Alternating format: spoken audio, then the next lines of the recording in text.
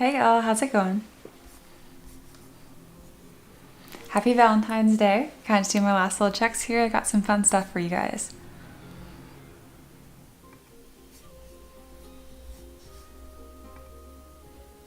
I know I'm a bit early. I think I scheduled it for noon, so I'm about 30 minutes early.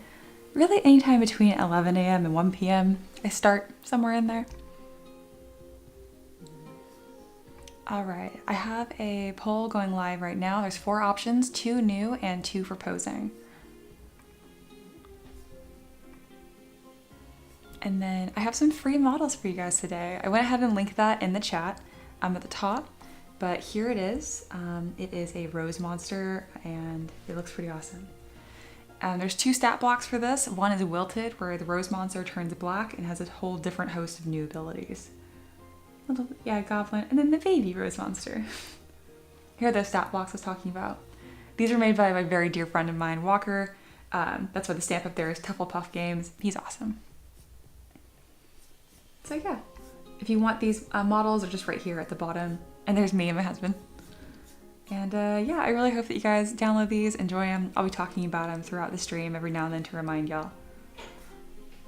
It's also linked in our Discord too. Always linked in Discord too. The poll is tied 2 different ways right now. Beautiful. You know, I put 4 options instead of 2 because we kept getting 50-50 ties, and now we're getting 33, 17, 17 ties. Y'all. Reminder that anything that's on that poll is a Patreon request, so they're all going to get done at some point. So if that changes your vote in any way, let me know. And then yeah, we got some cute hearts vibing for the stream. I'm just gonna keep that up the whole time. If it bothers you, don't be a Grinch. Have some love. All right, some more votes are coming in. Now we're 3-way tied at 29%. How is this mathing like this? Anyway. I'm gonna kind of just wait for another vote to come in to break this 3-way tie. And then we'll see. We're tied 3 ways. Happy Valentine's Day. Thank you, honey. Oh, he's gone. I was to say it back to him, but he's gone.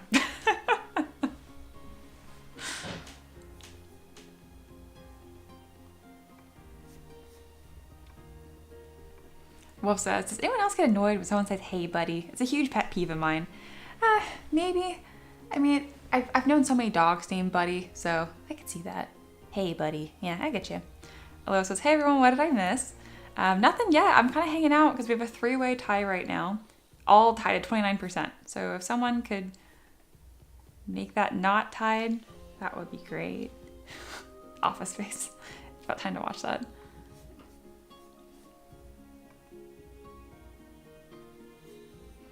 This would be fixed if YouTube would just let me vote my own poll, but it doesn't. But yeah, I hope you guys have a wonderful day filled with love. At the very least, it's a Friday, so if you're one of those lonely hearts, it's like, hey, it's Friday. Hopefully you have a full week ahead of you. You can do whatever you want. So that's still worth celebrating. Ooh, someone voted. Excellent. Halfling Warlock won. I'm ending the poll right now before someone else votes. Bam. We're done. Which is perfect. That's actually the one that I wanted to work on today. I did pose the Raven one last night, so I'll share that with y'all. But then I need to do a new pose for her and her staff, so I went ahead and detailed this too. Okay.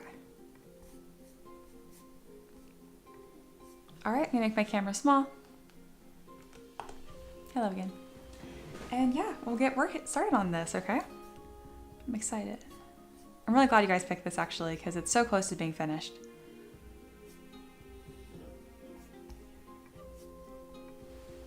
Alrighty. So first thing, I want to show you guys the pose version on that Raven, because I know some of you guys had questions about that. And I posed that the same way, with the same technique. I'm going to do the one today. Alright, where is that one where she's posed on the Raven? I finished it right here.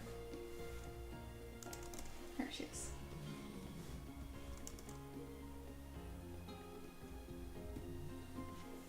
Bear with me as it's moving around right now. I mean, ta-da, she's posed. I'm lightning fast. But yeah, here she is. This is one of the poses. And this is all of it coming together. So she's a warlock. This is her, I guess, mount / familiar. Very helpfully named bird. Ricky says, woo, happy warlock. I've been voting for it for days. Thank you, because we both want to get that one done. Although it says, yeah, nice to get them finished up first and then move on to new stuff. I agree. But this model is, it's so cool. I'm really happy with it. I know the requester is just gonna love this.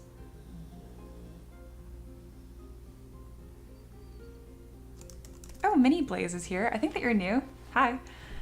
Minnie says, most of my characters are halflings. They're a lot of fun. Halfling paladin rides a war dog. Oh, awesome. Very cool. So yeah, same kind of vibe. I don't think I have any minis that are riding a dog. I don't even think I have a war dog, which is a crime in itself. All right, I'm gonna just pin this up here because it's really cool and kind of fun to look at. And then let's go ahead and now we have this one. So what's interesting is she has, it's not a full staff. It's like, it's a rod. I think it's Rod of the Pack or something. Cause again, she's a warlock. I actually haven't done many poses that are holding like a wand. So I think I'm gonna put a open tome. So this book right here is cool, but I think I'm putting an open tome in one hand and then holding her staff, kind of like a, reminding me of like the You Shall Not Pass kind of pose, but lighter and less yelly.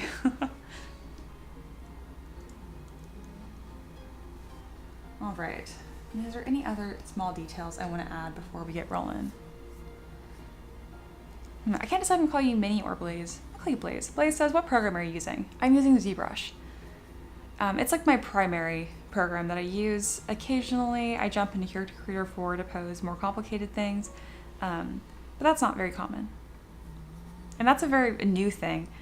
This is my 6th year doing this full time, and it's really just been me and ZBrush the whole way. People are saying welcome to Blaze, and Blaze says, oh nice, been looking at that. If you have any questions at all, please let me know. Again, I've been using it for years and I got all kinds of tips and tricks and things I recommend. If you just want to like play around with it, look into ZBrush Core. It's only $10 a month instead of $40. All right, right now I'm kind of repositioning her hair to be more in front. And then I have an asset library that I've created over the years I'm gonna pull in because I want to give her an open tome in one hand. So yeah, all these pieces are just things I've kind of collected and sculpted, and then I can repurpose them for more models and then keep making more stuff for people. Or I think I had an open book in here. If I don't, I'll just need to make one myself.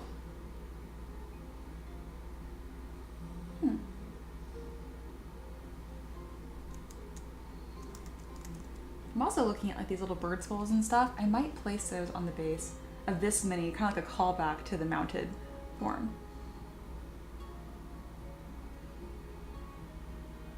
Okay. I don't have an open book actually saved in here. That's okay, I can make one. I definitely have sculpted one in the past, but I must have not saved it for one reason or another. All right, let's get to posing, shall we? So the first thing I want to do is review all my subtools and make sure that there's nothing that's like extremely high poly, or kind of group things together to be more simple for me to get into. Blaze says, I've been trying to learn Blender, but I plan to attend 3 ZBrush seminars at Adepticon. Okay, cool. Blender never wasn't really my thing. I joked I'm a Blender snob because it's a great software. I just don't like it. Hello, it says, yeah, Blender never clicked with me. I much prefer sculpting in ZBrush. And then Blaze says she needs a gem on top of her staff, you know, that can glow when she casts, like if she's funneling spells. I agree. I mean, it's kind of like spinny right now, but it isn't. I mean, I guess it depends how you paint it too. It's kind of like the beauty of that. All right, so we go from Z plugin into T-pose mask once we're done. But first, I really want to manage these subtools and make sure I like where they're at. I had the eyes as a separate subtool initially because I painted them, but we're not going to be using that today, so I don't need to keep that. This top and belt will be moving together, so I'm going to merge those down. Same with all the things on her belt.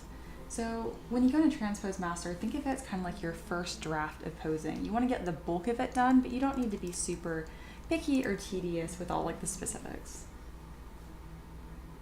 All right, just simplifying this. Like I have her, the bangs right now are actually separate, that's a look, from the rest of her hair. That's just the way that I constructed it. I don't need that for when I pose her, so I can go ahead and merge that down as well.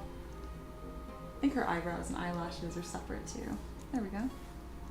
So yeah, by simplifying this list right here, it just makes it a lot quicker when I go to select things when we're in Transpose Master. All right, with that, I would say that we're ready. So let's go ahead and go into T-Pose Mesh. And then Wolf says maybe an eye from the bird of being on top of the staff. That'd be kind of like grimdark. I like it. Blaze said, that's okay. Some Blender folks hate ZBrush. I just figured I'd learn for myself. Yeah, good for you. I mean, the best is learn both, you know? Alrighty, so when I pose her, there's a couple things that I'm keeping in mind here. Let me do a quick sketch for you guys.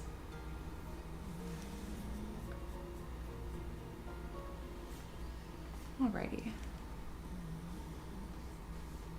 So by default, we have, that's actually, the pink's kind of hard to see. By default, we have this figure here, right? So it's kind of like the little skeleton here. So you have a line that's at her shoulders and then you have a line that's at her hips. Pretty much when you're posing, you want to make sure that these aren't parallel with each other. You want to either angle her shoulders or angle her hips. Usually just think of like scrunching one side towards each other. And that's going to give a much more like comfortable, natural looking pose. So that's what I'm kind of keeping in mind while I do this. Another thing, if it's not going to be an action pose, but if it was, you literally will draw things where it's called a line of action where the pose is going to move. So let's say if instead she was like casting that pose, then I'd probably have her more like this, you know? But this is going to be a more calm pose because we already have this really interesting one where she's mounted. Blaze asked if I'm using a Wacom. Yes, this is a Cintiq. And then Blaze says she has a book on her side. Yeah, she's a Warlock. I wonder if it'd look cool with a familiar on one arm and a staff. Just a thought there, at least a familiar on her shoulder. I do like that idea. I'm not going to do that just because so this is more context. All of the models I make here are actually requests on Patreon. So people support me and then I create their D&D characters or really whatever they want in their own campaigns.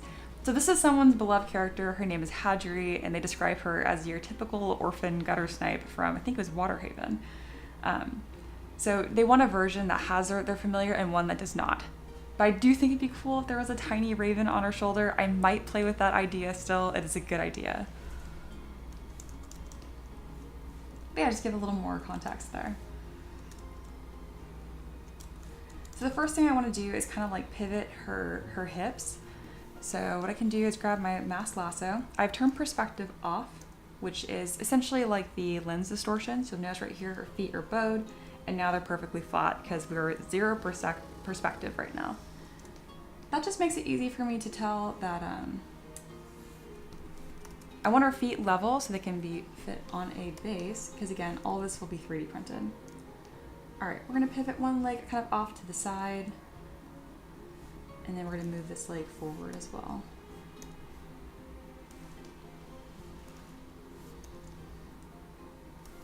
There's a lot of small rotations that will happen here, and it's kind of fun to just make these poses as comfortable as possible. And it's a general good rule of thumb to push things a little far and then bring them back instead of making not enough adjustments.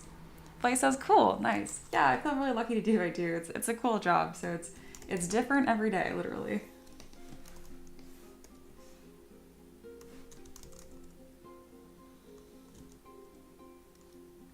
Kind of playing with that.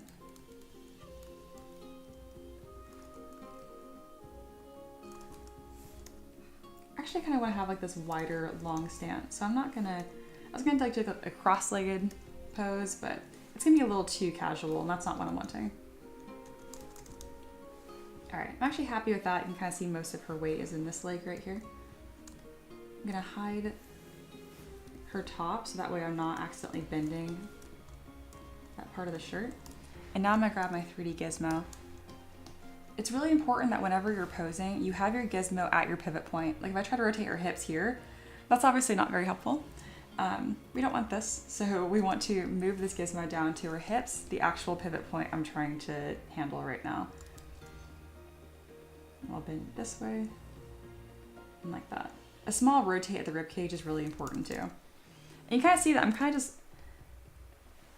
offsetting the balance and correcting it as I move up. Because obviously I can't pose the character all at once the same way like we would move our own body. That can be really hard for some of my students to get the handle of. Like when I'm teaching people how to use ZBrush and pose their own characters, I remind them just like baby steps. You know, you're gonna be doing things one at a time.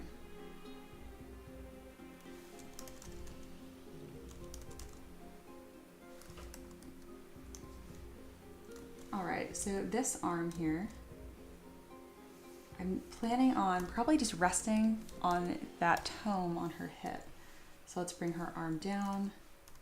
I'm gonna hide that staff. I'm gonna rotate her shoulders backwards a little bit.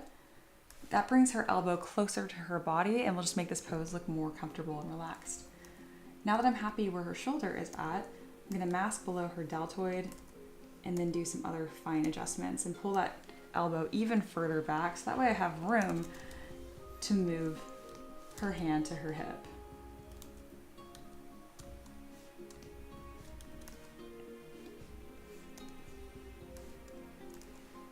There we are.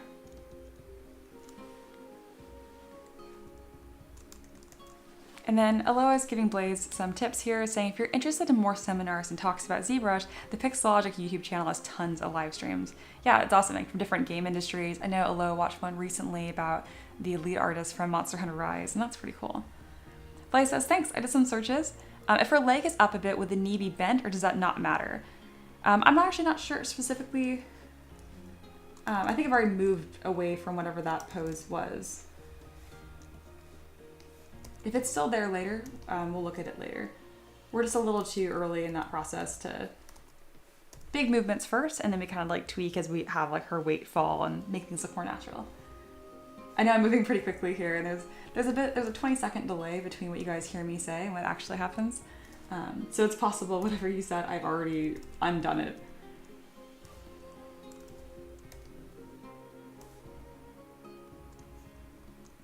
There we go. It's already kind of looking a little bit more natural, and then I can grab this book and move it farther forward to best complement.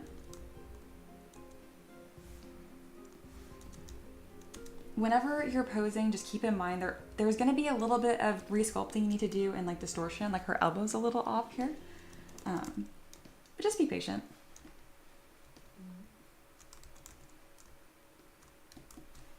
I know this is going to look better with her head kind of tilted the other way. It's a little early to be making that adjustment. But I know I'm going to want that there, so I'm going to start it a little bit. All right, so this staff is going to be in her other hand, right here.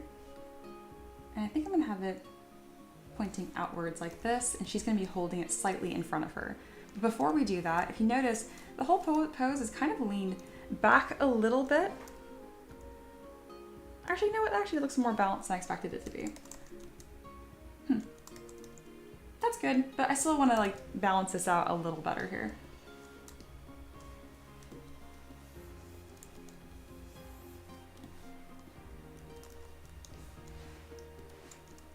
Alrighty. Blaze says, oh, I see. It was the angle on the model that made it look like it was raised. Oh, gotcha. And yes, that's what's so tricky with 3D is like the angle, and that's why I'm turning perspective on and off. So that's like the focal lens. It changes so much. So I'll always be rotating when you're sculpting and working. And Blaze says, I do 3D print. Oh, really cool. If you want some free models, I have them linked. I shared some models on my Patreon for free. I have some rose monsters for y'all and some stat blocks. So this is what I have shared today. This is my main rose monster. I have a little goblin and also a baby rose monster. They both come with stat blocks as well. These are free on my Patreon right now, just like a, day of love for Valentine's Day. And that's linked at the very top of the chat if you guys want to check that out. And then someone new is here. Ayala. Hi. Hello. Nice model. Thank you so much.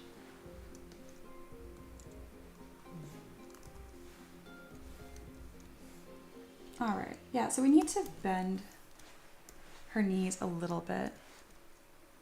Blaze says cute. Yeah, they're really fun to make, especially the little baby version. I did the big scary version first, and then I was like, I need a tiny version of this as well.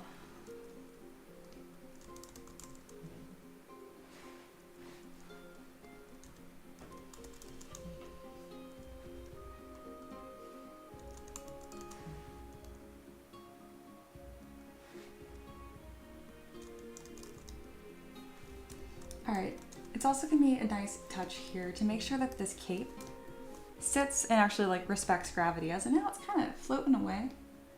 So let's get that better seated on her shoulders. It'll also be a cool way to show like that this is outstretched with the rod that she's holding.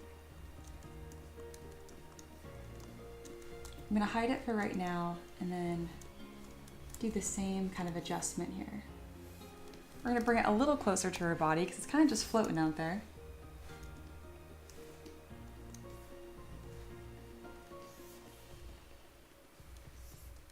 And then we're not going to be posing her fingers in Transpose Master. One, it's just really tedious, and I find posing hands is similar to like doing facial expressions. There's so many details that go into it. So what I do instead is I just did it once a long time ago. I did a very good job making a fist. And now I keep reusing that fist in different hand poses. I have a library of hands I stick on at the end, kind of like a Lego. So we'll be seeing that in just a bit.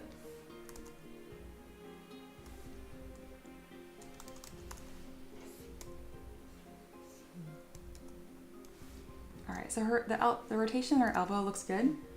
I don't want to distort that part of the mesh anymore, so I'm gonna move the mask up a little bit because the way that your arm rotates, you really have a lot of room to move it. Arms were so difficult for me when I was first learning to sculpt because they just move too much. I don't know, I feel like legs just made more sense.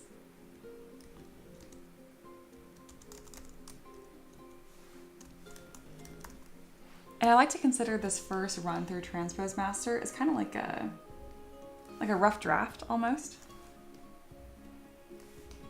And then I fine tune it as I go.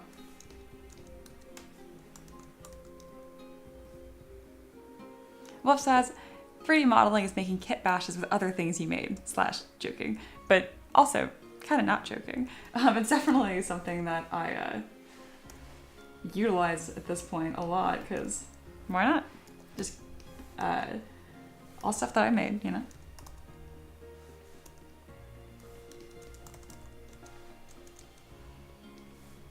All right. I think it'd look better if this elbow was pulled out a little bit. I don't want to try to fine tune this too much right now before I put it back into its subtools.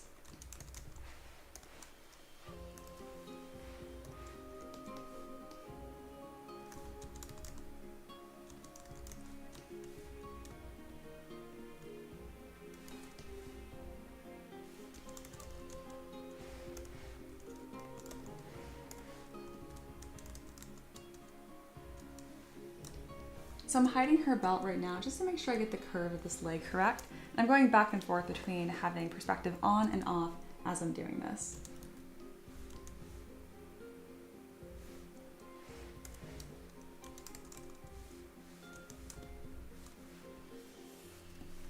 There we go. Oh, I've said sassy. Yeah, she is coming out a little bit sassy. I like it.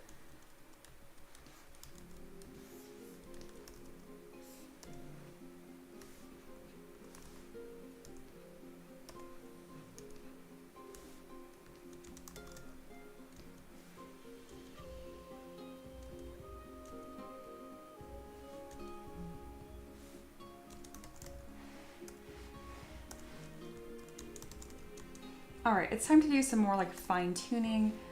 So we're gonna rotate this. Gonna find a spot that looks best. And now let's fine tune a bit more. So I'm gonna go to Z plugin, T-pose sub T, which can take all these different deformations and put them back onto all the individual pieces, also known as subtools. Blaze says, is there a base template in ZBrush for miniatures? Not very good at making people. I'm better at terrain stuff and tool stuff. I've been wanting to do this though. Oh, it's so much fun. So if you click on comma, it brings up something called Lightbox. And if you go to project, you do have some base humanoids you can work here. There's even like an anime head. This female and male ZPR, I used a lot at the beginning of my career. Obviously it's good to practice your own people from scratch and like just, it improves your understanding of anatomy, all that good stuff. But in the beginning, you gotta learn to crawl before you can walk, before you can run, right? So I absolutely recommend using the base meshes here.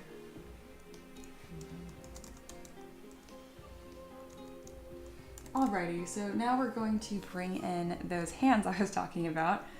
Those who've followed my stream for a while know this is the infamous tiny hands moment. You'll see why. You'll see. All right, so I grabbed that pre-made hand that I have. I sculpted a while back. Remember, your thumbs are always on the inside towards your body, so this is a right hand. I need to mirror that to put in her other.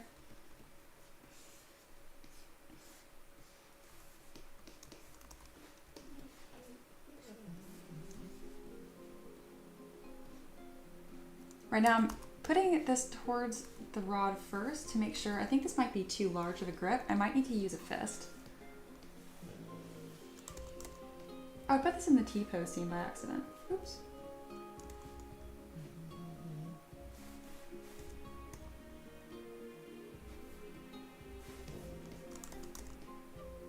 There we go. I was like, what in the world's going on? There we are. I think it's actually going to be too large of a grip. That's for like a larger weapon. I usually avoid using just a straight fist because there's some clipping that will happen, but that's not a big deal.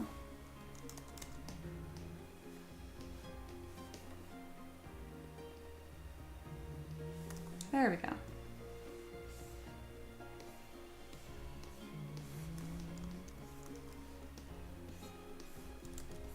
And then I'll adjust her forearm as needed to actually fit this. And then what I do with the base mesh, and this is what's kind of funny and silly, but it absolutely works, is I take the body here, I lower the subdivision level, I mask the hand, and then I shrink it and make it super tiny. And the reason why I do this instead of, say, and there's your tiny hand moment, instead of deleting it entirely, is because I'd lose my subdivision levels if I did that.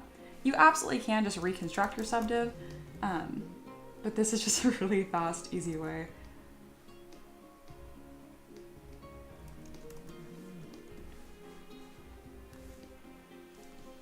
And there we go. Obviously it needs to be cleaned up a little bit, but now we have a hand that makes sense, and that's actually holding that weapon. It just makes the whole pose look more strong. Flay says, oh nice, yep, that is what I'm learning. Find a beginning, start, and then work from there. That's a fantastic way to do that. That's awesome. You're going to a con to like watch people talk about it too. As you continue your journey, if you want more direct like one-on-one mentorship, I offer that. It's on Patreon, it's $30 a month, and most of my students were brand new beginners. So the fact that you even dabbled with it at all, you've already have a head start. Aloha says, there it is, she did the thing, guys. Yeah, the tiny hands thing is so ridiculous. Flay says, I've learned enough about this stuff to understand every other word. That's pretty good. That's like 50% fluent. I don't know if you guys heard that. The weird gurgling you guys might be hearing, it's my dog snoring. Let me make my camera big really quick. So that blue blob here, that's my pug. I feel like you guys have only seen him on stream like once or twice. He sleeps all morning. This is morning nap. So he's in there all wrapped up. We don't wrap him up. He burritos himself. But yeah, he's a very good boy. Maybe you guys will see him at the end of the stream. Who knows? But I have to clarify that in case you're like, what is that weird snoring sound? Alrighty, back to this. Alright, so I have two options here. I can move her arm, or the easier route here, I can just move this tome forward.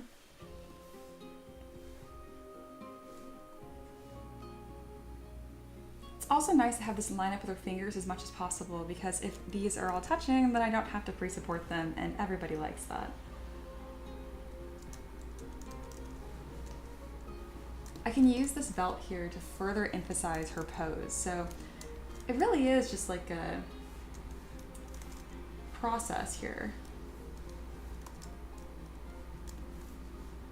There we go.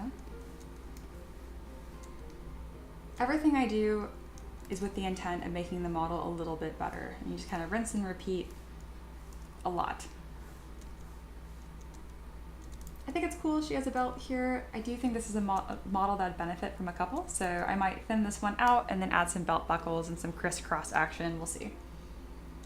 As of now, I don't even have any ties that hold the tome on, and I would like to add that little detail. It's not necessary, but it's a nice little thing.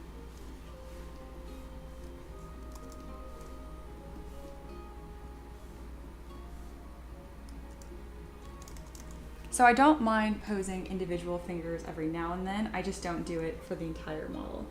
So I do is mask just this one finger. And I'm doing this to make sure I don't have to pre-support it. It's just so much easier if it is already touching the model. So let's bend that finger. And then I'm gonna grab the entire wrist and rotate it to best fit. Grab this.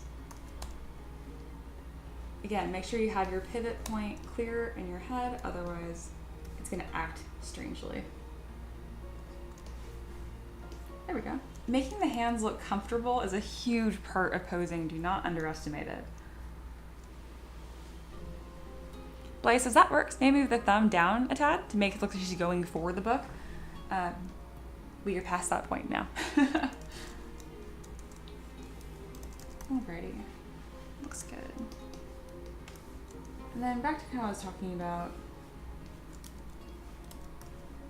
with this. I'm not really totally clear on what kind of belt I want to do here.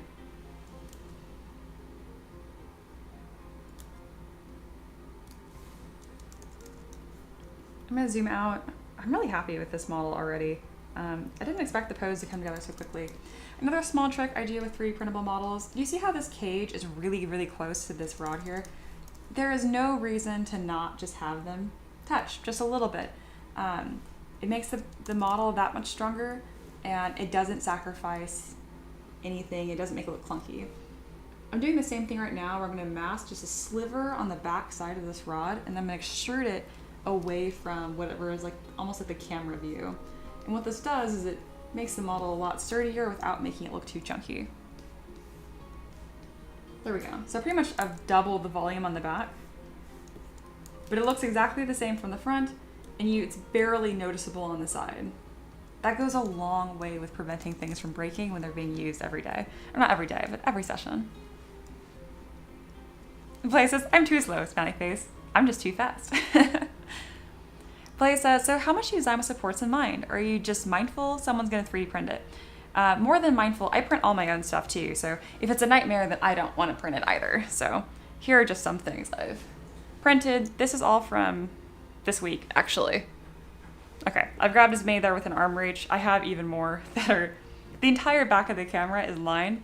I have sculpted just under 1,000 models. Those are all available on Patreon.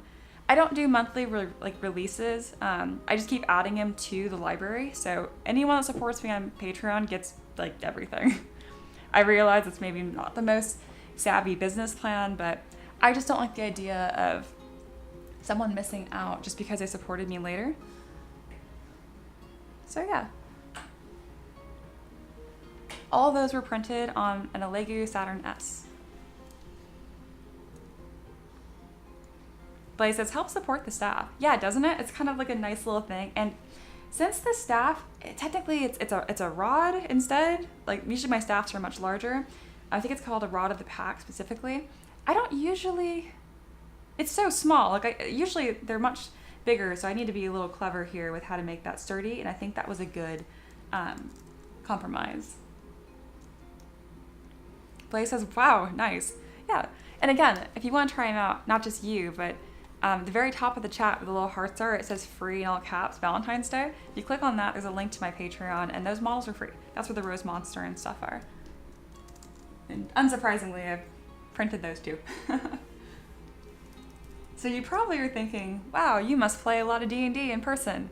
I don't. I lived in California my whole life, for the first 27 years of my life. And then last year on Valentine's Day, so today, I moved to Tennessee. My husband and I drove the 2,300 miles, and now we live in a house out here with a little bit of land. I have my horse on property now. It's been fantastic. But as a result, I don't play D&D in person anymore because I'm 2,300 miles away. We can play online, but then we don't have a need for physical minis, so sad. It is what it is. Like I said, we had one of the earlier Mars. Those are fantastic. Lego was cool and took our suggestions for the next one, improved the heck out of it.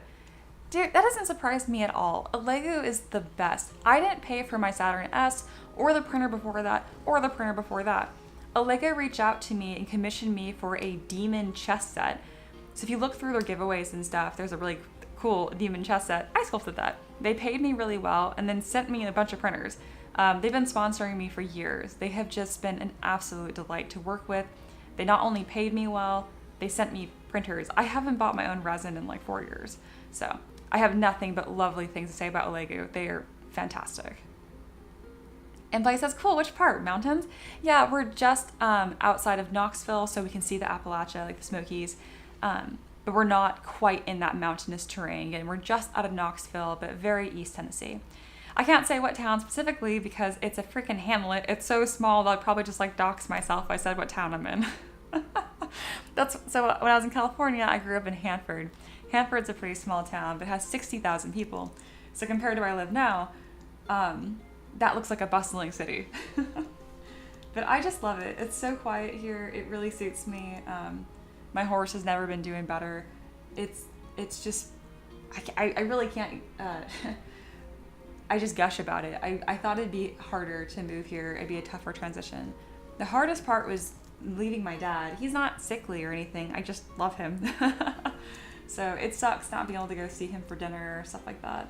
Other than that though, everything's been a win. It's been nothing but fantastic. Again, I feel very, very lucky to have been able to move out here. I never thought I would either. I left California for the vast majority of my life until I became an adult, and then I couldn't afford to live there, and that was pretty sad. But other than that, I thought growing up in California was great. All right, a lot of the eyeballs, I don't know where they went. We are like eyeball-less now. So I'm gonna replace the eyeballs into this coat, and I have a really cool trick on how to do that. So I'll show you guys in just a moment. She says, are you dealing with snow? Not really. I did see falling snow for the first time in my life just a few months ago, so that was really exciting. We have 4 seasons. That's crazy. But we only got like 4 inches of snow, so it's stuck on the ground. But that was it. Blaze says, nice area. No problem, wasn't being rude. I just want to know what area. You hit Gatlinburg yet? Yes. Yes. And no, I didn't think you were being rude at all.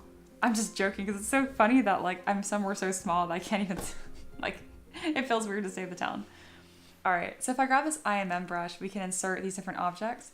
But if you notice, they kind of just sit on the surface, which means I have to put every eyeball in manually. What you can do is grab your sphere and modify the brush. So I grab the sphere and I can adjust the depth profile. So when I lower it here, it will default be deeper into the mesh, which is cool. So that means I can click and drag and I can quickly populate these eyeballs without having to like manually tuck them down for every single eyeball. It's just like a fun little trick.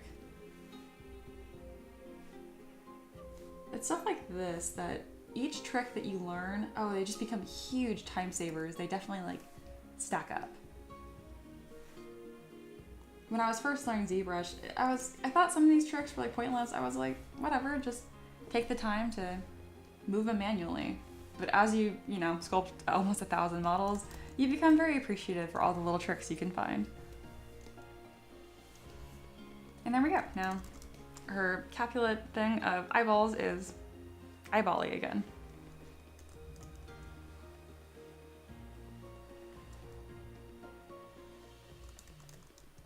And then Blaze says, she needs a necklace, maybe one that hangs down to add more character. I'm always buying fireball necklaces for my characters. I actually haven't heard of a fireball necklace before. I love that. Or do you think the person wouldn't like it? That's really thoughtful of you. I think they would like it.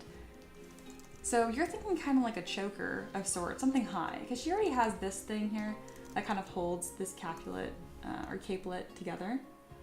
Let's move this down a little further, and then maybe that will bring some room. Yeah, let's do that. I think they'd really, really like that. So I'm also open to these suggestions from the community because every request that I have, it just goes into my library, right? So it's really cool because someone will request like their beloved D&D character, right? But because I share that file with everyone, your D&D character ends up being in other people's campaigns as like NPCs or like whatever, you know? It's really, really cool that like one character gets so much more use and life out of it. So there's some brushes that I purchased over the years. This is anything from JRO is pretty fantastic. This ornament brush is really, really nice. I think it'd be cool if all right, let's go ahead and we're gonna make a little choker here. I'm gonna go in with curve 2.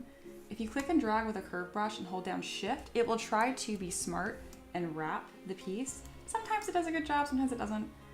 Just be patient with it, do it a few times, and if it's not working, do it manually. All right, I got a decent result here, so let's go ahead and Z-remesh it. And the reason I Z-remesh it is just to give it like slightly better integrity. It just looks a bit smoother. Now that we have this little necklace here, I'm taking this ornamentation brush, and I think it'd be cool if maybe I just created like, if I just had a couple of these, kind of like imitating wings maybe. I'm kind of just playing with what I might want to have here. There's a bunch of different ornaments that were default in this. Ooh, this one's kind of cool because it looks like a little skull, and because she's a warlock, I like that. It's kind of spooky and kind of neat. That's a really nice detail, regardless of what ornamentation I end up going with. I want it on the larger size, that way it's still nice and printable. Yeah, just kind of having like that gem, like a tight necklace there. I think that's really cool. I didn't realize what a blank space that was until you suggested that. I'm also gonna add another line here.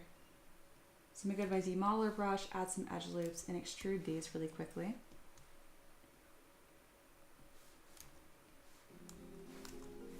It just makes that a little more detailed and it reads a little more clearly. There we go. Fix any clipping issues, that way it fits her throat better. I do think this gem's maybe a little too large, but something there I think would be nice. Blaze says, that's cool. The thing is, it's so hard to find some characters in certain races and classes. I've yet to find a female halfling bard. The ones that are there are male. That's true. I don't think I've had a bard request for... I haven't done a ton of halflings, but I'm doing more and more as I've opened up this request board thing. I didn't really focus on requests until like 8 months ago, and now it's all I do, and I have sculpted almost 120 requests. I'm hoping to do 200 more this year. So yeah. Taylor says, wow, the sculpt is quite something. It seems your skills have leveled up in this new year. Thank you. That means a lot coming from you, Taylor. Thank you, thank you, thank you. Yeah, I'm really happy with her too, and the version we have with her on the Eldritch Raven I think is so cool too, so thank you, that means a lot. Blaze says, sorry, I hope I'm not making too many suggestions. No, I love it.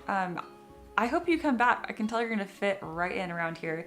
Speaking of people that make suggestions, Taylor Brownie here is huge on making suggestions that are too good.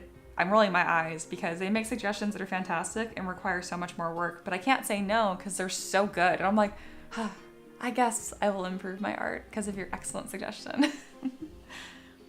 Taylor says, so many details while maintaining harmony and good silhouette. That's what I'm striving for. That's always, you know, the goal. This character was really cool and they had so many specifics they wanted me to possibly include. They were really sweet. They gave like a laundry list of all the items their character was holding, and at the very end they were like, all of these are just nice to have, do whatever you want. So of course I'm like, I'm gonna do all of them. All right, I like that little, oh, and Blaze mentioned a gem. I do have gems as well. That might be a better one. I'm a big fan of these pear-shaped gems because they look kind of like teardrops. What if instead we did this, and then I can kind of branch off of this. I can do a couple small ones to the left and to the right. Let me know what you guys think of this. I'll worry about if they're actually touching her neck in just a moment, because obviously we don't want these to have overhangs. Let's throw it on the other side too. And then now, oops, I can grab the whole thing. Oh, don't be silly, ZBrush. There you go. I can grab the whole thing here, make it a little bit smaller, and then center it. When I zoom out, we'll get a better look of how it's gonna look. I think the gems might look better than that ornament that I had, but the shape here isn't quite right. We're getting closer though. The center gem needs to be larger and the other two need to be even smaller for this to have better harmony. That's a bit more interesting. What do we think about that? Aloha says, I agree with Taylor. The Strix is one of my personal favorites from the last batch of streams. Thank you.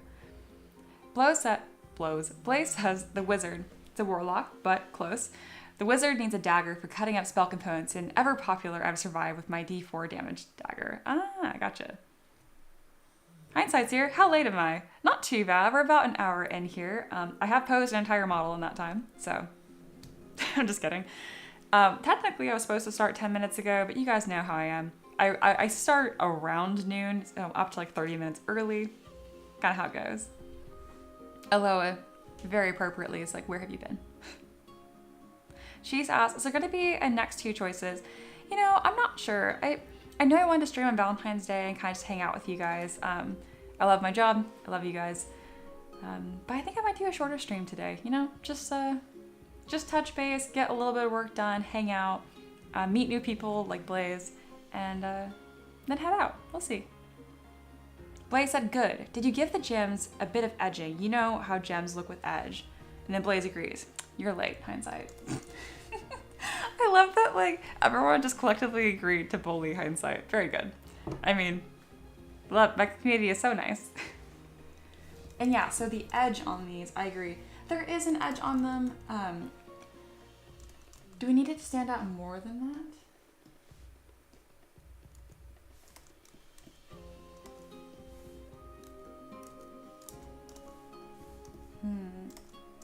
I think that's good as it is, but I agree with you that it needs to be pretty pronounced to make sure it prints well. Let's go ahead and polish and Dynamesh these. Oh, don't be silly. And I can come in with my polish brush here and really give it a flat, clear edge. There we go. That's a bit more dramatic than it was before. Yeah. I'm really happy with that suggestion. I know they're gonna like it a lot. I say they like I don't know their name. Their name is Drew. Drew Meager. All right. Or I'm pretty sure. Or was that the previous request? There's so many of y'all. I was right. Drew Meager. Very good. I'm really big on names. I try to remember everyone. Hindsight's laughing. Oh, story of my life. Very good. Blaze says, you could even put an engraving on them like spell symbols. And I hate breaking a new keyboard. Look at those typos. Yeah, I know. I type really fast. Part of it's because I grew up playing piano and it just translated. I already had that dexterity. So I can type like over 100 words a minute on my keyboard. You give me, like, so my husband has a slightly different size laptop. I'm back to like 10. It's quite the adjustment. The engraving is a good idea. That is a small enough detail where it'd be a bit hard to read. So I'm gonna say that's not worth the time and effort, but it is a really good suggestion just for like general vibes and world building. Something I like to do is use move and back face mask on the underside, extrude them into the chest. And that way I know it's fully connected and I don't have to worry about any weird gaps.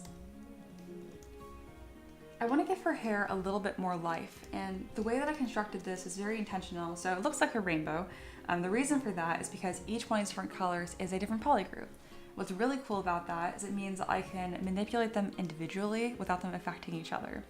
So if I grab Move Topological, for example, and click and drag, I will grab, we don't want it poly painted, I will grab one hair strand at a time. So this makes it really easy for me to kind of like pull these away And because they're kind of spaghetti shaped, meaning that they're much thicker than normal hair strands, they will still print really well.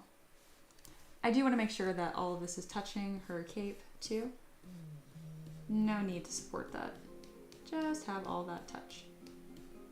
I don't mind supporting models. I don't mind hard to print models if it deserves to be that way.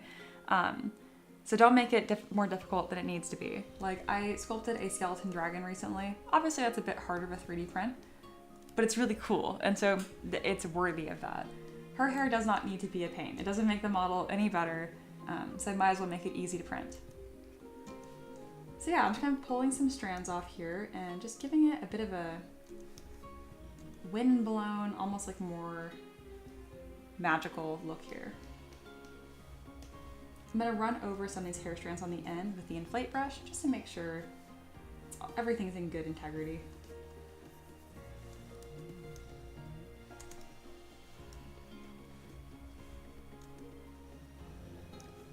There we go, just a little bit of life to her hair. Already looked good, but I think it looks even better now.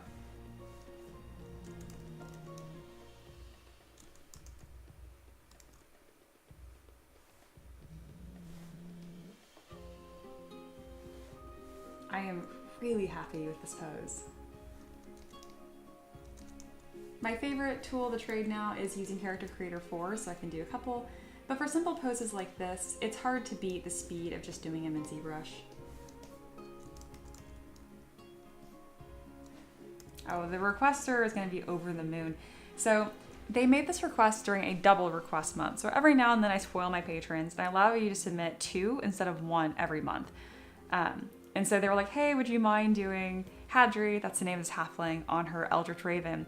They're like, that's already 2, so if it's, I'm probably pushing it, but if I could also get Hadri by herself, that'd be great. They didn't expect me to, they were really humble and sweet, so this is kind of like a nice surprise for them. And then Aloha says, woo, hair time. I have a newfound love for hair sculpting. Good, that makes me happy to hear. Blight says, can you make them shorter too? Not for this model, but I'm curious. Oh, absolutely. So, as you know, 3D printing, you can scale a model to whatever size that you want, but in order to convey size, the big thing is head to body ratio. She's definitely on the linkier side as far as a halfling goes, but she's still much taller. So if I were to import, I don't know if I actually have a model of a different scale. Oh, by the way, here is the pose straight out of Transpose Master, and then here it is all like buttoned up. So you can see like there's small adjustments, but it really brings a lot more life to that character. So yeah, just a little review of what we just did. Okay, I don't have any just right offhand, but let's see. Do I not have a single human to reference this against? I know I do. It doesn't matter. Anyway, point being, she would look tiny next to a human proportion because her head is very big compared to her body. Tell Ricky the fireplace isn't working if you still wear a coat inside. Yeah, my TV fireplace. I'm just perpetually cold. That's a big thing. Yeah. Although it says, not sure how possible it is, but I really think this model here should be on the thumbnail for streams. It's got everything that looks so good. Oh, that's really sweet of you. Blaze says, have you looked into a wood burning stove yet, or do you already have one? I do not have one yet, but I have looked into one, and I would like one. Wolf says, could the staff be corrupting the hand with raven features? Oh, that'd be cool. You guys are so creative. Again, I'm not trying to like rope y'all in, but this is exactly why I like people being in my Patreon community. One, yes, it quite literally is my full-time job, and it keeps the lights on. But other than that, you guys have such creative ideas. Like, by live stream people, I really harp on you guys, check out my Patreon and make your own requests, because if you have the time to like hang out during streams, you can like be part of that process of crafting your ideas. Because, Wolf, that's such a good idea. That's so cool. I love the idea of like magical weapons that are also corrupting their users too. It's too strong of a stylistic change for me to make without asking the requester, even though I know that they trust my artistic decisions and whatnot. That is such a cool idea though. I would love to do an entire character based around just that, like that weapon is corrupting them as they use it. There's so many fun design decisions I could make with that. All right, so there's one finger here that's not touching the book. Let's go ahead and fix that. Actually, there's a few. I'm gonna mask just this section here and move those fingers down.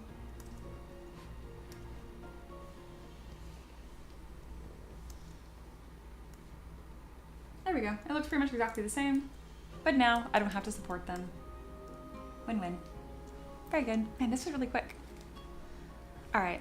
Play says, oh, we already fell into the rabbit hole. Oddly enough, the same thing had happened with 3D printers. This is also true. Blaze continues, so the model on the Raven is the same character, so adding a necklace to this means you have to do it to that.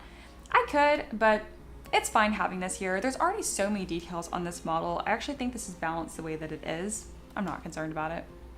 Wolf says, I'm a forever DM, except for one campaign, but I love doing the corruption of using very powerful items, or food, weirdly enough. Oh, that's fun. I've done a few, like, food-based characters. I did a dessert witch. She came out really cute. She had, like, instead of, like, polka dots on her dress, they were little donuts, and I had, like some of her witch hat looked like whipped cream. It was a really, really fun design. Aloha said, small raven feathers in her hair, so it would be cool. Might be annoying to print though. Maybe, but I thicken them up enough, that would be worth it. It might also make her look a little more on the tribal side. Still a really creative idea though. I'm glad that you guys feel comfortable enough to share your ideas with me. And like, I never feel pressured, like I have to implement them, even if I like the idea. So request away. I really enjoy reading them, and even if I'm not able to incorporate an idea, like for the model I'm working on specifically, I usually will remember it, and then I'll use that to improve a model in the future. All right, so I remeshed by union, and now I'm closing up these seams here on the hand, so now it is just one nice piece. I'm gonna use Trim Dynamic to flatten this part out, because it looks a little odd now anatomy-wise, and then the pinch brush to clean it up. There we go. Beautiful.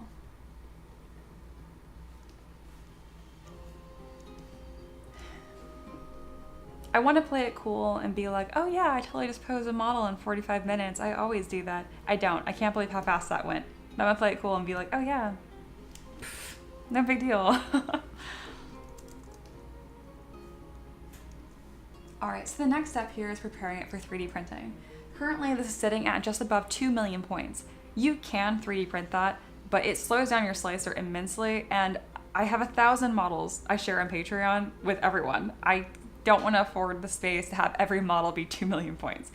I can easily reduce this to only 200,000 points, and it will have just the same resolution and not take up so much space on my storage and not be so slow to slice. So let's go ahead and get that going. Oh, and Delier's back. Hi, welcome back. They say, using food in the campaign. Are you also giving players divine smiting with old loaves of bread? Wolf responds, Dungeon Meshy gave me some inspo to make a food system for 5e and other systems based on that hunted monster. Cool. I'm just like blown away. The chat is always super cool. You guys are you're so creative. I feel very lucky that YouTube sent y'all my way. Hindsight says, hey, let that loaf of sourdough dry and throw it in a sack, improvise flail. Absolutely. All right. So I want to make sure that these feet are perfectly flat and they'll fit on that base. And you can tell right now one foot slightly higher than the other. We're going to just scoot this boot up. Also make sure her toes aren't showing, because that's odd. There we are. And then I'm gonna grab my mask pen and I'm gonna kind of draw a box here, and it serves as like a check to see how flat this is. So not quite. Scoot that up a little more, and then we can tuck that part back. Excellent.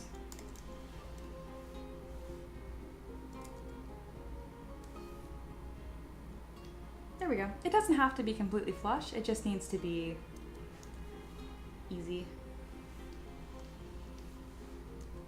I might as well rotate that a bit.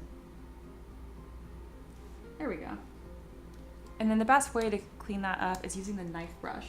ZBrush tends to throw a tantrum with the knife brush, so I strongly, strongly recommend that you guys save first and then use it. I also need to remesh these by New Union first. Aloha says, I'm still supporting a Mia DM campaign where everyone models their own character to print. That would be pretty darn cool. For those of you that are new, Mia is me. I am Mia. M3DM is an acronym for Mia's 3D models, so that's why the channel is named what it is. The more you know. All right, that worked no problem. And I'm slowly merging these pieces down and then remeshing any of these overlapping meshes. I don't do them all at once because if there's any mesh errors, it becomes really difficult to find them. So by doing them in sections, if anything pops up that's a problem, it's much easier for me to find and pinpoint that error. Wolf says, I love that idea, to Aloha. Hindsight says, you're definitely not gonna catch me in that net, Aloha. I have enough on my plate. You can't hang out all the time and play D&D and model your own characters? What a slacker. Aloha, almost got you. Blake says, you made this look so easy, and I wonder if I'll be able to do it. Yeah, it's intimidating, isn't it? And it's not easy, and it can be really frustrating. I wish I had a me to teach me when I was learning, because it was slow, because it's hard to find resources online. You can do it though. I can't draw very well. I've put immense amount of effort and time in getting better with a pen and pencil, and I'm still just kind of like, okay. So don't think you have to be able to draw. The big thing is just consistency. What I harp to my mentorship students all the time is there's one cardinal rule. If you can just commit to opening ZBrush, whether it's every day or like 5 days a week, whatever it is, you're gonna be great. I know it sounds silly, but I'm very serious. That is it. That is the goal. It's gonna be way harder than you expect. So once a day, just go to your computer, open the program. Some days you're gonna just close it right away, but more often than not, you end up playing around a little bit and you learn just a tiny piece every day, and it really does just snowball. After 2 months of doing that, you now have 60 instances of opening ZBrush, or 62 depending on the months, and that's really just the secret sauce. That's how you do it. It sounds overly simple. Don't underestimate the power of setting small goals. It is everything when it comes to art. And having a guide.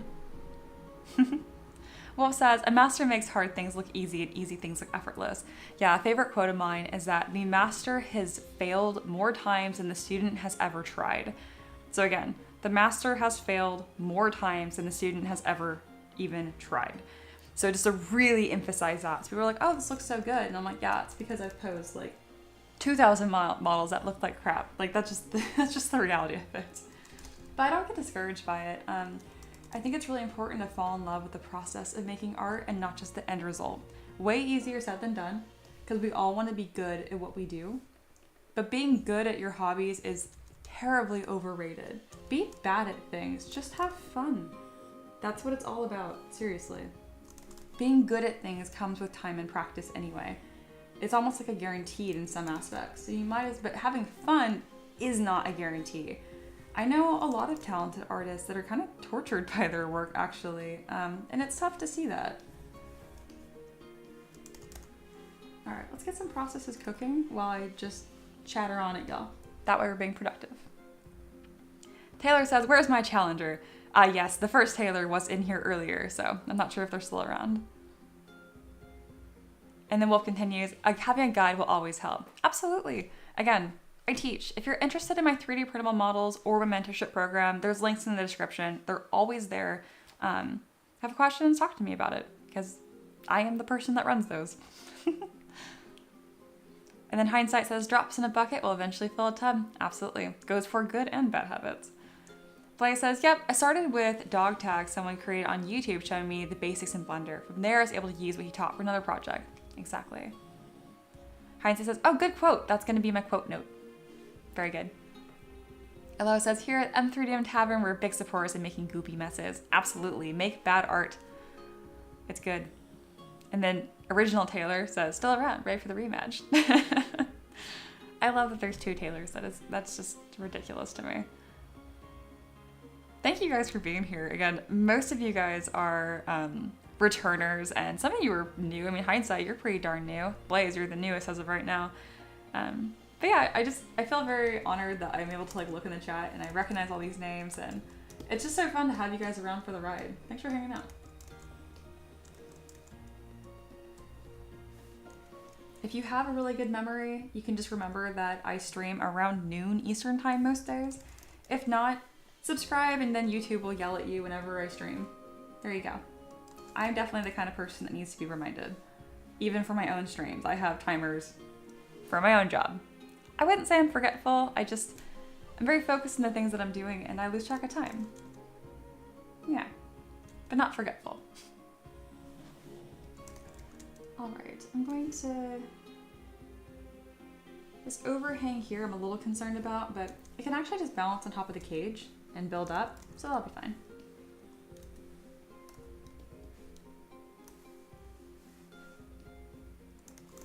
Making sure that book is connected. It's a little far away from her leg all the way down, and we do have some funny gaps here that don't necessarily need to be there.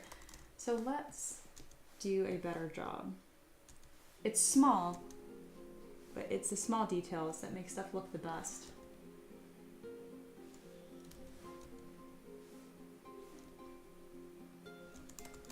I might even just duplicate this book and just tuck another one under it because we have so much space.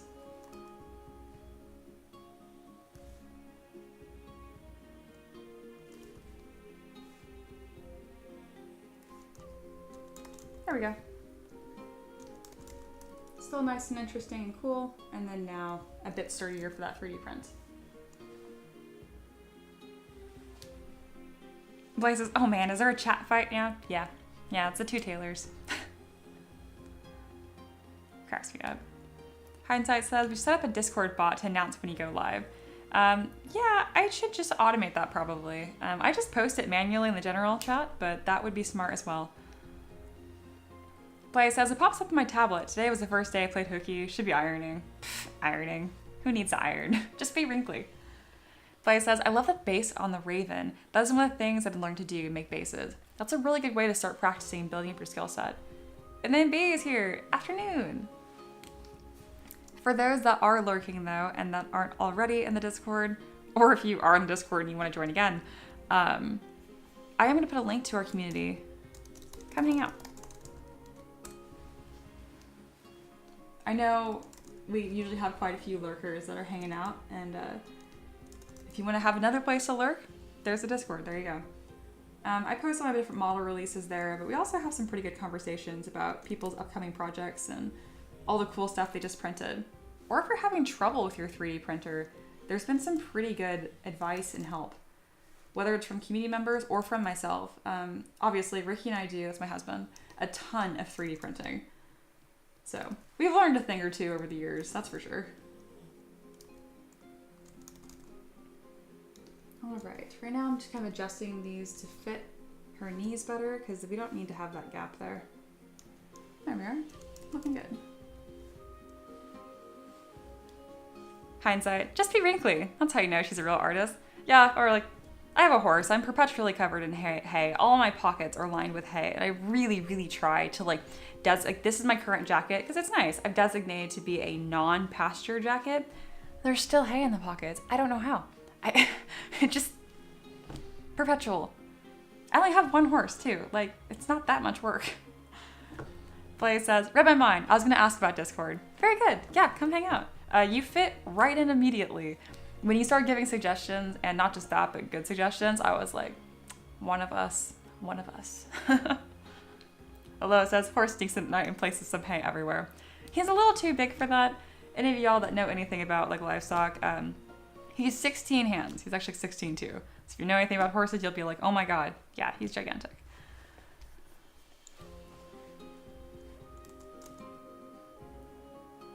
Hindsight says, hey, it's like sand, it just gets places. That's true. It drives my husband insane. Bless his heart. It's a classic case of a non-horsey husband being with horsey wife. It's just the way of things. Luckily, it's really handy and he loves being outdoors and all that stuff. So everything else is quite compatible.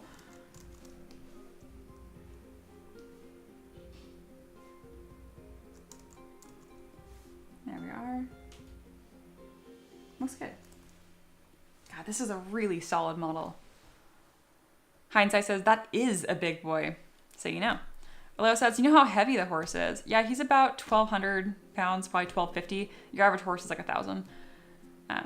Blaze asks, color? He's a bay. He's a boring bay, but that's my favorite. I should just show you guys a picture. One moment. I don't have as many pictures of him as you'd think, because when I go out there, I don't usually have my phone. All right, this isn't right now, because it's not snowing, but this was him in the snow.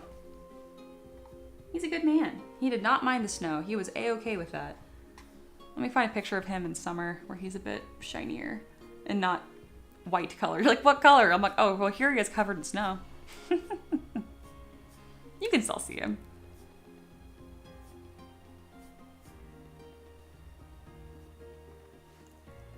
All right, here's some good pictures of him. That's a close-up of his face. Very handsome man. And there he is. You can see this gigantor belly. I swear he's not overweight. He's just huge. I actually had a really hard time getting weight on him. He's a thoroughbred, and he looked terrible last summer when we got him here. He was, I won't show you pictures of that. He looked like a rescue case. I was so paranoid people drive by. I'm like, I'm not abusing him, I swear. He'd never been on pasture before, so this is his first time being on green grass, and he just walked around all day. He was burning so many calories that he wasn't eating enough. I guess it's a good problem to have. But anyway, he's figured it out. He walks around all day still, and now he eats enough so he's not emaciated. So everyone's happy now, especially me. Taylor says, I've loved horses since I was a kid. Wouldn't be able to take care of them, but I can't admire them. Oh yeah, they're a pain in the ass. They're a ton of work. But that's my favorite part. I joke about on the stream or on the channel all the time, but I love menial labor tasks. They're so fun in small doses when you don't have, like you choose to do them, you know? I muck the pasture obsessively. I don't know. I find it really peaceful.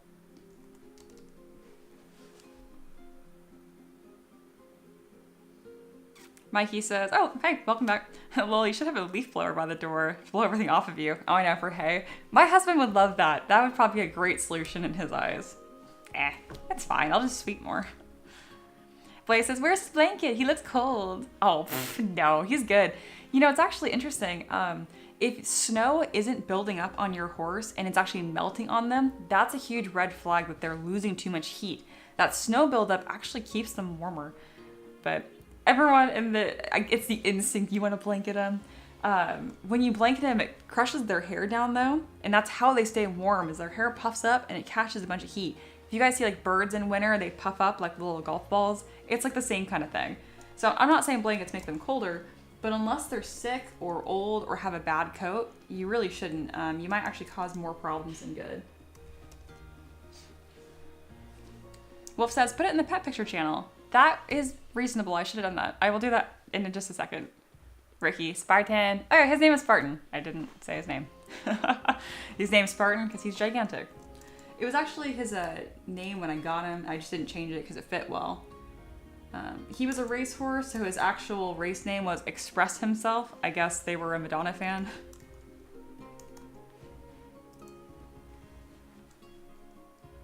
Blaze says, oh wow, we're learning something that's not ZBrush related. Yeah, we kind of cover a little bit of all sorts of topics while we're here. It's been a surprisingly on-topic stream, and for the most part. Not that I mind, I love talking about stuff. Especially critters. I love talking about critters. I never thought about being a vet, just because it being my all day, every day be a bit much, but I definitely love them enough to have at least thought about it. All right, so this is how I pose my scale my models, and you mentioned earlier, Blaze, like, oh, can you make her smaller? It's gonna make sense now, the scale. So what you do is you make the head about the same size, and now you can see how short she is. She's still somewhat tall for a halfling, for sure, because she'll only be 3 feet tall. She's closer to 4. But when they're super small, it's so hard to paint. So I exaggerate things a little bit, just to help everybody out.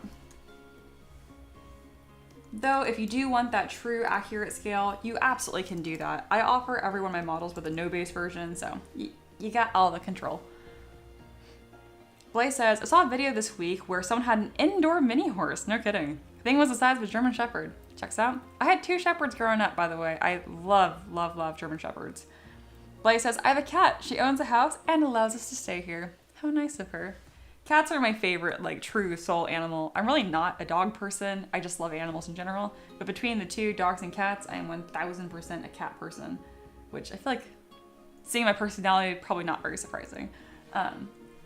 I wish we could have cats. We're a little too close to the road right here. I don't know. We're probably gonna get cats when we buy our house.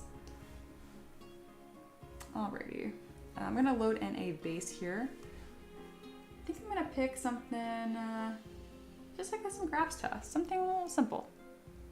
Hindsight continues about the vet topic. The thing with being a vet is that you're typically only seeing the animals when there's something wrong. Livestock vets are a little different, but not by that much. That's very true, and I like solving problems. For those of you that are new, I actually have my bachelor's in mechanical engineering. That is my background. That's what eventually brought me to 3D printing and then doing this for a living. So, fun fact. So yeah, I like solving problems. That's kind of my whole thing. But yeah, animal problems are sad, and especially people with sick animals are not always the most pleasant because they're stressed, right? And that can be tough. All right, it's really important that these bases are touching their feet, so I like to mostly center them, but it's not like a cardinal rule. Kind of rotate them around, looking at these heels here. Looks good.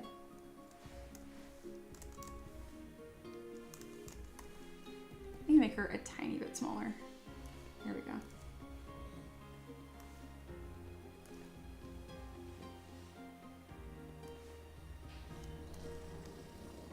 That is my dog snoring. Whenever he has like an especially loud snore, I like to let y'all know, for people that are just tuning in, like, oh my god, there's a monster in the background. Like, nope, just my dog.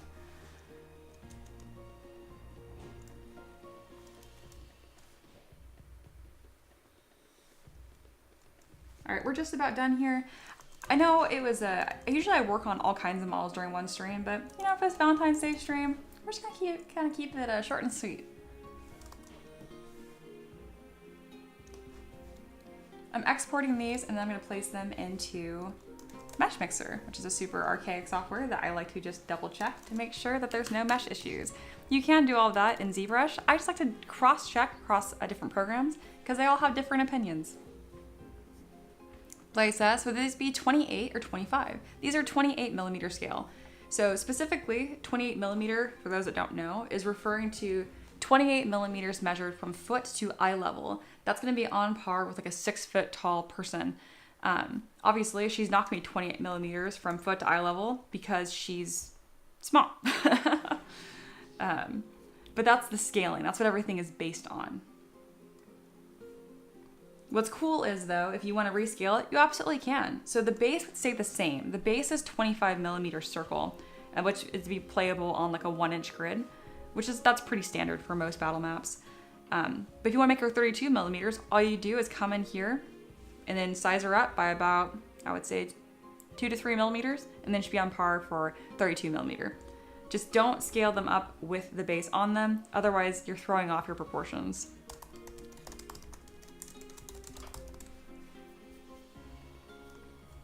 All right, so we've got 2 base versions here. Again, the no base, which some people prefer that just to paint anyhow, and then decorative base. I offer everything pre-supported because I print them anyway. So I might as well share the files that succeeded for me. Everyone kind of has their own different methods for pre-supporting, but I just like to share what worked for me. I'm a huge fan of having a flexible build plate. It has been a game changer for me. Blaze says, I did ask a lot of questions and make some suggestions. Probably slowed you down a bit. I don't know. I'm a professional. I've been doing this a long time. It's probably like my 100th stream, honestly. I got it. I went into it even knowing I'm going to kind of like kick it and be a little slower today because, I don't know, it's a holiday, you know? This is also towards the end of my work week too, so just kind of kicking it, having a good time. No need to be in a rush, especially because I posed this way faster than I budgeted for, so I had more time to work with. I see you joined the Discord, Blaze. Gonna wave to you. So do you have to attach the figure to the base, or can you just export? I do attach it. I do a combine feature in here, but it is just sitting there. Technically speaking, if you were to import 2 different models into your slicer for resin, not for FDM, but for resin, if you do just lay them on top of each other, they will print solid. So you can do that. I don't recommend it, but you could do that. B says, I just had the wildest thing happen in ZBrush to me. Have you come across this? And they're about to explain it, or post a picture in Discord. All right.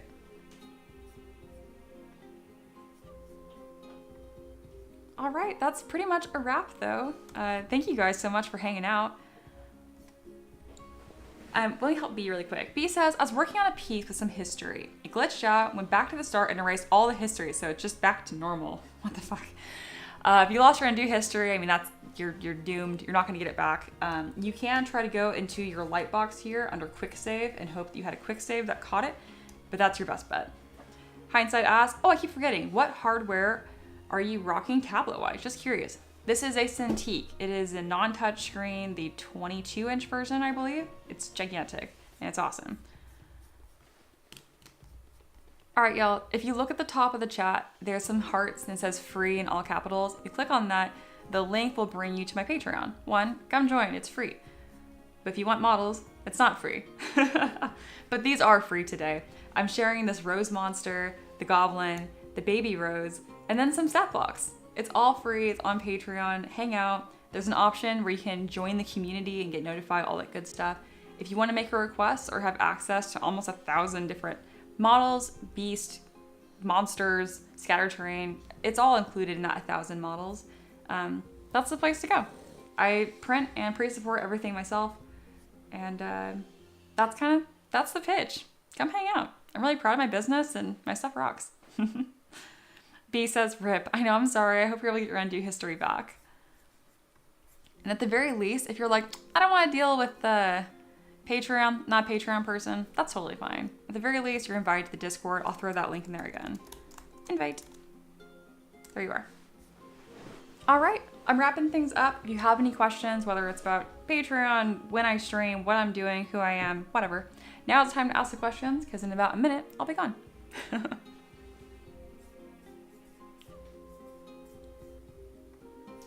Again, it's been a really good time. Thank you guys for hanging out.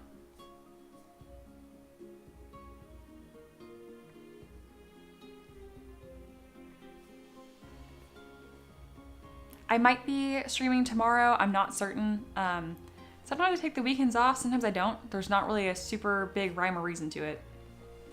Hindsight says, you make stat blocks, but don't DM. Insert no, guys. I actually had Walker, my friend, make that, who does DM for my group. I did edit them, but technically I didn't make it. B says, oh, I'll join up. I keep forgetting to. Yeah, join up. Wolf says, love you. Have a great day. Love you guys too. Especially, it is the day of love. Love for everyone. Whoever is sending hearts, I'm going to send hearts on my own stream. Oh, that's 100. Spam. All right, guys. I'll see you around. Thank you so much for being here. I hope your day is full of love. And if not, your weekend. Or at least get a nice treat or something. Bye.